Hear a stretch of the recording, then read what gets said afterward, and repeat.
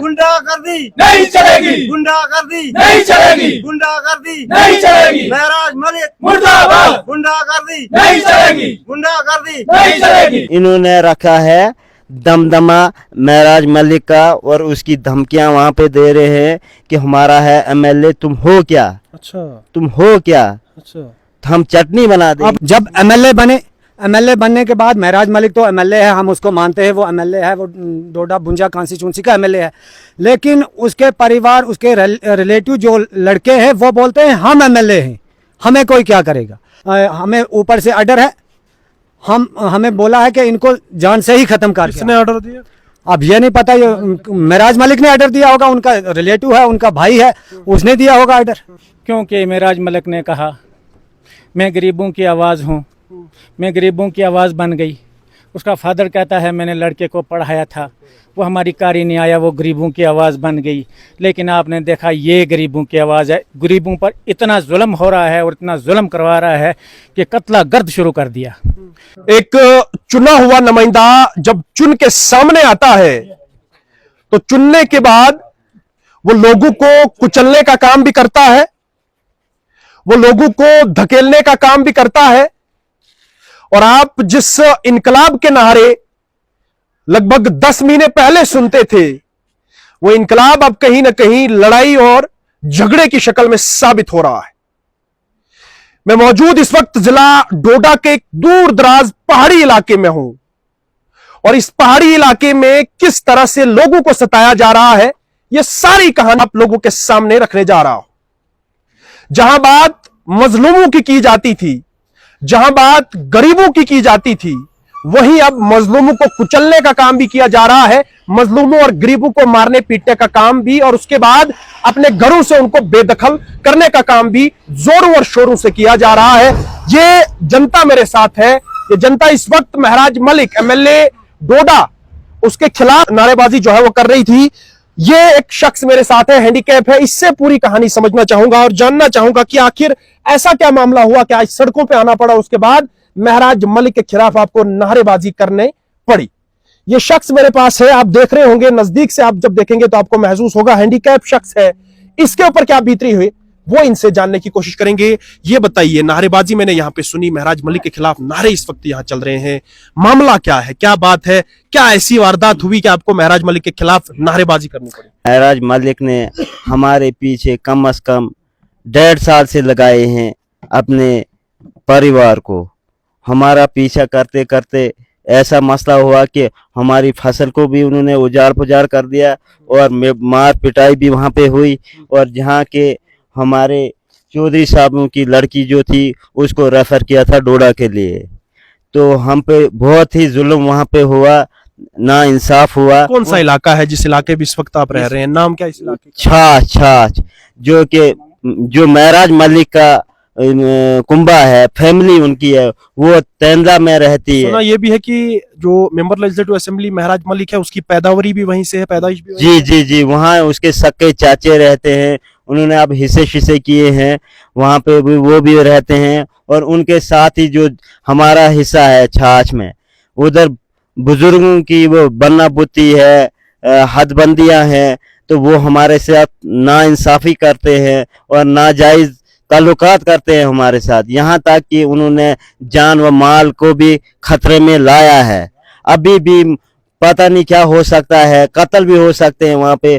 परसों जब उन्होंने रात को ये मक्खियाँ काटी और बाहर मकान और खिड़की के सामने आके, दरवाजे पे आके उन्होंने अगर तुम बाहर निकलेंगे तो हाँ तुम्हें जान का खतरा है, हम मार देंगे, माल और इंसान को भी मार देंगे। सारे लोग महराज मलिक के परिवार के लोग हैं? जी जी जी, सक्के हैं, महराज मलिक के खानदान के हैं, उसके सक्के चाचे हैं। वो एमएलए बनने से पहले भी इस तरह की वारदात देखी थी? नहीं, एमएलए के बाद ही, एमएलए जब बना फिर ही इन्होंने ये स्टेप उठाया। हाँ। तब तक कोई स्टेप नहीं इन्होंने उठाया था, ना कोई धान ली थी, अमन चैन था वहाँ पे। रही चौधरियों की बात, ये तो अरसों से हमारे साथ वहाँ रह रहे थे, इनको कई साल, कम से कम 30-35 जमीन जितनी भी है आप लोगों के पास भी और महराज मलिक के परिवार के पास भी, क्या ये मालकी जमीन है? नहीं, इनके पास है 1500 कनाल कम से कम, ये जंगलात और सरकारी रकबा। महराज मलिक के परिवार के। जी जी जी जी, तो हमने ये डिमार्केशन दरखास्त भी दी थी हमने। और आपके पास भी मालकी है कि आपके पास भी फॉरेस्ट? हमारे पास भी फॉरेस्ट्री है, दोनों परिवारों के पास फॉरेस्ट। और उस फॉरेस्ट की जमीन पे आप लोगों की लड़ाई इस वक्त चल तो रही है। ये खालिश जो हमारे पास है थोड़ा बहुत हमें है, ये 10-20 कनाल होगी या 30 कनाल होगी, इससे ऊपर नहीं है। उस पे इनको इतनी टास है, वो हमें जीरो ग्राउंड पे लाना चाहते हैं। वहाँ से हमारी फसल भी इन्होंने उजाड़ दी। हमने वो वीडियो बनाई थी, उसको भी इसमें मीडिया पे चढ़ाया था, मगर किसी ने हमारी सुनवाई नहीं सुनी। और रही अब अदालत की बात, अदालत में इन महराज मलिक का दबदबा चल रहा है, जहाँ से अदालत में किसी की नहीं चलती है जनाब। ये फॉरेस्ट वाले इन्होंने दबा के रखे हैं और ये पुलिस भी इसने दबा के रखी है। ऐसा क्या मामला हुआ कि ये आप लोगों को वहां से भगाना चाहते हैं? क्या ऐसी क्या बात है? ये तो अचानक पता नहीं, इसको जब एमएलए या फिर ताकत के दम पे, ताकत के जोर पे? ये ताकत के जोर पे, ताकत के दम पे ये चल रहा है। इस पे इन्होंने सोचा कि ये गरीब हैं, ये हैंडीकैप है, ये मजलूम है, हम इनको मार। आपका दूसरा भाई भी माजूर है, हैंडीकैप है। वो मुझसे बड़ा है, उस पे भी वो उधरी छाछ में है इस वक्त भी, तो उनको भी चढ़ाया था। उन्होंने भी दिखाई थी वो मक्खियाँ शक्कियाँ जो वहाँ पे फसल लगाई थी, उन्होंने उसको उजाड़ पुजाड़ कर दिया। हाँ। तो अब मसला ये है कि हमारी सुनवाई कहीं नहीं हुई अभी तक। हाँ। तो अब जो अदालत में केस चल रहा था तहसीलदार तेंदुला साहब के पास, तो वहाँ पे मसला ये हुआ, दोनों फरीकों को उन्होंने बोला कि पाबंद रहो, तो वहाँ अपनी अपनी हदबंदियों में रहो। तो इन्होंने उधर भी हमारे साथ ज्यादती की, मतलब चारों तरफ से चारों तरफ से। ना ये अदालत का सुन रहे हैं, ना ये पंचायत का सुन रहे हैं, ना ये आम इंसान का सुन रहे हैं। इन्होंने रखा है दमदमा महराज मलिक का, और उसकी धमकियां वहां पे दे रहे हैं कि हमारा है एमएलए, तुम हो क्या? अच्छा, तुम हो क्या? अच्छा, हम चटनी बना देंगे। आप लोग भी उसी कॉन्स्टिट्यूंसी में रहते हैं? बिल्कुल उसी कॉन्स्टिट्यूंसी में हम भी रहते हैं। ये जितने भी लोग मेरे साथ हैं, ये वहां के वासी हैं। इनके साथ इस वक्त जुल्म किया जा रहा है इनके कहने के मुताबिक। इनसे भी बातचीत करेंगे, क्योंकि एक माजूर शख्स से मैंने तो बात की, इसकी कहानी आपके सामने रखी, लेकिन अब इनसे जानना चाहूंगा। ये बताइए, इस वक्त जो इल्जाम आप महराज मलिक पे लगा रहे हैं, वो इल्जाम कितने सच्चे हैं, कितनी उनमें जो है वो हकीकत है? क्या महराज मलिक से आपने कभी मिलने की कोशिश की, उनसे बात करने की कोशिश की कि जनाब आप हमारे साथ जुल्म कर रहे हो? जी सर, मैं आपके चैनल का शुक्रिया अदा करता हूँ। सर, ये मसला जो है छाछ का है, कंपार्टमेंट 47 का है। तो सर, इसमें हम सदियों से रह रहे हैं। तो उसके बाद जनाब जो ये हैदर अली खान है, इसकी ज़मीन वहाँ पे है, हम भी इसी के साथ रह रहे हैं। हमारा भी उधर कोठा है, हम उधर बैठे हैं सदियों से। लेकिन जब से महराज मलिक डीडीसी बना, उस दौर में उसने थोड़ी बहुत कोशिश की हमें हरास करने की। तो उसके बाद सर ऐसा मसला, डीडीसी के दौर में भी हरास किया गया थोड़ा थोड़ा? डीडीसी दौर में भी, जिस वक्त पहले डीडीसी थे, उस दौर में इन्होंने इधर, उस वक्त हमारे ये यूसुफ साहब थे, इसका डेरा था उधर, हम नहीं थे उस साल उधर। तो इसको भी इसकी वो जो माल के लिए वो छन वगैरह बनाई थी, उसको उखाड़ दिया, इनको बैठने नहीं देने लगे। फिर ज्यादा ज्यादती कब से होने लगी? जब एमएलए बने, एमएलए बनने के बाद महराज मलिक तो एमएलए है, हम उसको मानते हैं, वो एमएलए है, वो डोडा बुंजा कॉन्स्टिट्यूंसी का एमएलए है। लेकिन उसके परिवार, उसके रिलेटिव जो लड़के हैं, वो बोलते हैं हम एमएलए हैं, हमें कोई क्या करेगा। छाछ वाले जो हैं, उसके रिलेटिव जो है, वो इनके एक लड़के की वीडियो भी है, इसके मसरत भट्ट जो इधर चौकी अफसर है, इनका एक लड़का गया छुरा लेके गया, वहाँ हमने उसका वो छुरा भी छीना, इसके मसरत के हवाले किया, वो भी डीएसपी साहब के पास पहुँचा। फिर वहाँ से उसके बाद आज भी उधर जो है, उधर आज भी कुल्हाड़ा लेके पहुँचे हैं, हम जी काट देंगे। अरशाद छाछ का जो है, अरशाद बोलने लगा, परसों की बात है ये। अरशाद, ये कौन है अरशाद? अरशाद भी इसका भाई है, महराज मलिक का भाई है। वो गया तो उधर हम 2 ही बंदे थे टोटल, इधर से कोई 200 आदमी गए। तो उधर महराज मलिक बोलने लगा, वो अरशाद बोलने लगा कि हमें ऊपर से ऑर्डर है, हमें बोला है कि इनको जान से ही खत्म कर। किसने ऑर्डर दिया? अब ये नहीं पता, ये महराज मलिक ने ऑर्डर दिया होगा, उनका रिलेटिव है, उनका भाई है, उसने दिया होगा ऑर्डर। आपने एमएलए साहब से मिलने की जो है वो कोशिश? जी सर, हमने मिलने की कोशिश फिलहाल नहीं की, लेकिन हम उधर गए, हमने उससे बातचीत करने की कोशिश की। हम थे उधर तहसीलदार साहब के पास पहुंचे थे, उधर हमारे पास एक मीडिया वाला भी उस वक्त था, वो भी गवाह है उस चीज़ का। हम उधर गए तहसीलदार साहब के पास, वहां से जा रहे थे, हमें उधर ऑटो पे चलना पड़ता, इनको ऑटो नहीं था, हम थोड़े आगे पैदल निकले तो उधर जाके हमने थाकी छोड़ी। तब तक महराज मलिक ऊपर से आ गए और उसके साथ मीडिया वाला भी था, उसकी सिक्योरिटी भी थी। तो उधर हमने उसे हाथ मिलाया, तब तक वो मेरी तरफ देखने लगा, कुछ आंखें निकाल के सलाम किया। फिर वो बोलने लगा, नहीं जी आप भी उधर गुंडागर्दी करते हैं। मैंने कहा कहाँ गुंडागर्दी हमने की? नहीं जी आपने मारपीट उधर की। हमने कहा मारपीट मैंने नहीं की, हमने नहीं की। लेकिन मारपीट जो की पहले उन्होंने स्टार्ट की, उसके बाद पहले हमारी लड़की को उन्होंने मारा, फिर उसके बाद चली दोनों तरफ, फिर हो गई हमारी लड़ाई। वो केस अभी तहसीलदार साहब के पास है। तहसीलदार साहब ने उस केस में उधर अपने पास लेके तो पाबंदी लगा दी, पाबंदी के अपनी हदबंदी। महराज मलिक ने नहीं कहा कि हम आपका सलाह कराएंगे, जो हदबंदी है उसमें जो है वो आप लोगों को रखेंगे? महराज मलिक ने यही बोला कि वो मादरचोद छाछ वाले थे ही नहीं। अगर लास्ट वार्निंग दे रहा हूं, आप वहां से निकल जाओ, नहीं तो देखेंगे क्या करेंगे फिर आगे। ये महराज की वर्डिंग है। हाँ, ये महराज गाली भी दी उसने, गाली। हाँ, महराज मलिक ने उनके लिए गाली दी। आप बहुत बड़ी बात कह रहे हैं, आप इल्जाम लगा रहे हैं किसी सिटिंग एमएलए पे। आपने बात जो करनी है वो बिल्कुल सबूत के आधार पे करना, क्योंकि कल आपको भी परेशानी हो सकती है। जो बात उन्होंने कही है वही कहना। सर अल्लाह गवाह है, और उस वक्त मीडिया वाला भी वहीं था, मैं उसका नाम नहीं लूंगा, मीडिया वाला भी वहीं था, उसके सामने हमारी बातचीत हुई। वो मुझे मारने के लिए भी तैयार था, मीडिया वाले को पता है, लेकिन मुझे वहां पे असलम नहीं चुप कराया। और ये थे दूसरे एक भाई थे हमारे, ये भी थे उधर, उन्होंने हमें चुप कराया कि आप चुप करो, नहीं तो वो हम पे उधर हाथ उठा लेता। फिर हमने चुप किया, वहां से हम आए चले। उसके बाद यहाँ पे पाबंदी लग गई। पाबंदी लगने के बाद आज फिर हम पाबंदी लगने के बाद हम गए उधर, हम माल चराई कर रहे हैं उधर, तो हम गए तो तब तक उधर उन्होंने माल छोड़ा, उधर हमारी लड़कियां गई माल को वापस करने के लिए। तब तक उधर से 200 आदमी आ रहे हैं हमें मारने के लिए, बोलते हैं भाई हम अंदर जाएंगे, हम इनको उठा के लाएंगे। तब तक उधर एक और था, इधर खांडियों का है, जफर खांडी, उसने आके उनको भी मना किया, हमें भी मना किया। हम अंदर बैठे रहे, 8 बजे तक हमें वहाँ बंद रखा। 8 बजे के बाद हम अंधेरे में वहाँ से निकला। मैंने आर्मी वालों को फ़ोन किया, मैंने सोचा क्या पता आर्मी आएगी कहीं से, हम अंधेरे में जा रहे हैं, कहीं गोली मारेगी, कुछ करेगी। मैंने उनको फ़ोन किया, भाई हम फलानी जगह थे, हम अब जा रहे हैं अपने घर में, हमें काम है कुछ। तो उन्होंने कहा आप जा सकते हैं। चौधरी साहब बताइए ज़रा, क्योंकि आप फॉरेस्ट की ज़मीन पे इस वक्त लड़ाई लड़ रहे हैं, हालांकि उस ज़मीन पे आपका भी हक नहीं है, उन पे उनका भी हक नहीं है। कल को ऐसा भी हो सकता है ये लड़ाई के बीच में आपको वहां से निकाला भी जा सकता है, दोनों फरीकों को। शुक्रिया खांडी साहब, आपके चैनल का बहुत बहुत शुक्रिया। हमारी गरीबों की बात आप कहीं ना कहीं पहुंचाते हैं, आपका हम शुक्रिया अदा करते हैं। बहुत अफसोस से कहना पड़ता है, क्योंकि महराज मलिक ने कहा मैं गरीबों की आवाज़ हूँ, मैं गरीबों की आवाज़ बन गई। उसका फादर कहता है मैंने लड़के को पढ़ाया था, वो हमारी कारी नहीं आया, वो गरीबों की आवाज़ बन गई। लेकिन आपने देखा ये गरीबों की आवाज़ है। गरीबों पर इतना जुल्म हो रहा है और इतना जुल्म करवा रहा है कि कत्ला गर्द शुरू कर दिया। देखना, हो सकता है रात दिन वहाँ कत्ल हो जाएगा। इस वक्त भी हमारा डेरा वहाँ है। लड़कियों को फ़ोन लगा के पूछ, अभी फ़ोन लगाओ, आपके चैनल के सामने वो फ़ोन करेंगे, तो अभी भी पूछना, वहाँ गल्हाड़े लेकर गए और लड़कियों को कहा इस गल्हाड़े से तुम्हें काट काट के पीस बनाएंगे। चौधरी साहब ये भी हो सकता है कि जो सिटिंग एमएलए हैं वो इन लोगों को कुछ कहते ही नहीं होंगे। नहीं, आप तो उसको ऊपर इल्जाम लगा रहे हो कि वही उनको पिंच कर रहा है। उन्होंने खुद कहा हमारा एमएलए है, हमारे पीछे हाथ है, हमारे पीछे पहाड़ी खड़ी है। ये वर्डिंग हुई है? बिल्कुल, वो कहते हैं हमारा एमएलए है। और एमएलए बनने के बाद ये लड़ाई शुरू हुई।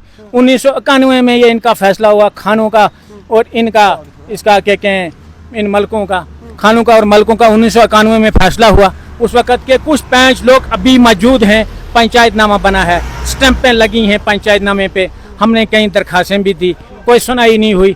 इसने पुलिस को, फॉरेस्ट को अंडर प्रेशर करके कोई सुनाई करने देता नहीं है। अलावा महराज मलिक के ये किसी की बात नहीं है। इसी की वजह से लड़ाई शुरू है। इसके अपनी खानदानी, इसी की फैमिली है।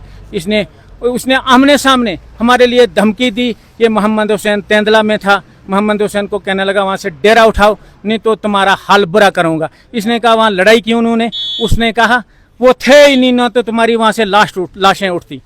खुद महराज मलिक ने अपने ज़बान से ये कहा है वो मादरचोद हमारे थे नहीं, नहीं तो तुम्हारी लाशें वहाँ से आती। वो कहते हैं जंगलात पे, उनके पास अपने जंगलात हैं 200-200 कनाल एक एक आदमी के पास, और वो हमारी लड़कियों के साथ जबरदस्ती बकवास, नाफजीद बकवास करते हैं, ना जायज बकवास और ना काबिले बकवास करते हैं। वो लोग हैं और हम हैं, वो दुख सह रहे हैं, जुल्म का सामना चल रहा है, लेकिन कर रहा है महराज मलिक की पीठ पे सब काम हो रहा है। महराज मलिक, मुझे तेंदला में उसकी और मेरी मुलाकात भी हुई। अचानक वहाँ पे हमारी मुलाकात हुई, हम गए थे उधर पेशी पे, मैं और मोहम्मद सैन। तो वहाँ पे जब हमारी बातचीत हुई, उस वक़्त बातचीत होते होते तो उन्होंने फॉरेस्ट डिपार्टमेंट इधर से चढ़ाया था, उधर हमारी छानवान वो उखेड़ पखेड़ कर दिया था। तो मुझे लगा बोलने कि हम बातचीत, मैंने बोला ठीक है बातचीत करेंगे। बोलने लगा गुजर, मैंने बोला गुजरों के साथ तुझे वास्ता नहीं है, तुम मेरे साथ कर फैसला, जब आपके हाथ में है तो आप करो हमारे साथ फैसला। इस वक्त आप एमएलए हो, आप वो कर दो, हमारी लड़ाई को ख़त्म कर दो, वहाँ पे वो झगड़ा अगर आप ख़त्म करेंगे तो इससे ऊपर क्या होगा। तो उसके बावजूद जब मैं वहीं था तो इधर से तब तक मुझे छाछ से फ़ोन आया कि इधर फॉरेस्ट डिपार्टमेंट और वो कश्मीरी भी आए थे थोड़े बहुत, वो मलिक शालिक, तो वो आके उन्होंने उधर वो छान शान उखेड़ कर गिरा दी है। तो मसला दूसरा रहा, मैंने बोला महराज मलिक को जब अच्छा आया मैं वहाँ से गया तो महराज मलिक को मैंने बोला सुबह आएंगे हम आपके पास, ठीक है अगर आप फैसला करेंगे तो आपके हाथ में है, आपकी फैमिली है, आपके सके चाचे हैं। मैंने उसको ये बोल दिया आप कर लो ये मसला हल, क्यों नहीं होगा। जो हमारी बुज़ुर्गों ने हदबंदियाँ की हैं वो क्यों उधर हम उसके ऊपर ज़्यादती कर रहे हैं। मैंने बोला उधर पंचायतनामा है, कहीं वो हबीब मलिक वगैरह वगैरह, पता नहीं उनका नाम भी मुझे मालूम नहीं, पंचायतनामे पे लिखे हुए हैं सब। तो ये 1-2 पंचायतों ने फैसला लिया था, फैसला करके अपनी अपनी हदबंदियों पे सब थे पाबंद। तो उसके बावजूद सुबह रात हुई तो रात को उन्होंने मक्या आके काटी। मैंने सुबह उठाया फ़ोन तो लगाया महराज मलिक को, महराज मलिक को मैंने लगाया, मैंने जनाब बात ऐसे ऐसे हुई, इन्होंने रात को नुकसान कर दिया, मक्खियों का फसल इन्होंने काट दी। तो उधर से वो लगा हंसने, तो वो उधर से लगा वो करने मजाक जैसे। मैंने बोला यार मजाक की बात कर रहे हैं आप, अब इस वक्त जुल्म हम पे हुआ, नुकसान हमारा हुआ है, आप कैसी बातें कर रहे हैं। मैंने बोलने लगा तो आपको मैंने बोला था इधर, तो मैंने बोला उधर बोला था मैंने कर लो ना फैसला, तो आपने लगाया गुजरों के साथ उधर राडा। मैंने बोला मोहम्मद सैन को तू बैठ चुप, तेरे साथ इसको कोई राडा नहीं है, मेरे साथ ये फैसला कर ले। तो उन्होंने वो रात को वो उनको अपने चाचू को अपने चचेरे भाइयों को उठा के तो रात को उधर भेजा, तो फसल का नुकसान करवाया बहुत। तो इस वक्त हम इंसाफ ही मांग रहे हैं, अदालत से भी ऐसे भी हर एक से इंसाफ की गुहार हम लगा रहे हैं। अच्छा मुझे ये बताओ कि क्या इस वक्त क्या हालात है वहाँ पे।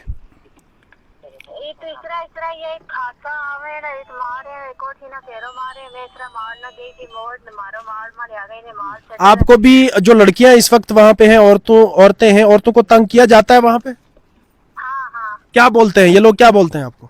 ये बोलते हैं कुवाड़ी शवाड़ी ली हुई है ना, कुवाड़ी ली हुई है ना, हतमना है दुख शुड़ांगा, मेरा निका निका बच्चा है, एक मैं एक बूढ़ी एक हैंडीकैप है, त्रै याम लेकरा 40 आदमी तामे रात आगा केरो कोठी ना मारने और दुया किचन आने नहीं देता, मसना आने नहीं देता, हमें त्रै दा नाल मेरा बच्चा है 2-3 दा, ये इसरा ता कोठी ना केरो मारे, बिना धमकी दे जतिना दुख शुड़ांगा ये केरो मारने ये ताबिन धमकी दे लगा, हतिना मारांगा, बिना हसिरू मार दा गैप करना, तेरे बच्चा ना कौन देखा है, मारा मार लियागा, मारना सटे एक। चलो ठीक है। ये हालात इस वक्त हैं, जमीनी सतह के हालात कुछ और हैं और आप लोगों के सामने जो हालात रखे जाते हैं वो हालात कुछ और हैं। यहां बात 2 फिरकों की है। अगर 2 फिरकों के बीच में लड़ाई है तो जो चुना हुआ नुमाइंदा है, जो जिम्मेदार शख्स है, उसको चाहिए कि इन दोनों फिरकों के बीच में सलाह करवाएं और जो पंचायतनामा है उस पंचायतनामे के मुताबिक इन लोगों को जो है वो उस जमीन में रखें। लेकिन हैरान करने वाली बात यह है कि जब कोई आदमी ताकतवर हो जाता है तो ताकतवर होने के बाद फिर वो गरीब लोगों के साथ किस तरह से निभाता है, गरीब लोगों के साथ किस तरह से निपटता है, ये पूरी कहानी आप लोगों के सामने जो है वो रखने जा रहा हूं। और मैं दूसरी पार्टी जिसके खिलाफ ये लोग बोल रहे थे, जो इल्जाम दूसरी पार्टी के खिलाफ लग रहे थे, मैं उस पार्टी से भी गुजारिश करता हूं कि वो भी हमारे सामने आए और हमारे साथ राब्ता करके हमारे साथ अपनी बात जो है वो रख सकते हैं। अर्ली टाइम के लिए तौसीफ खांडे।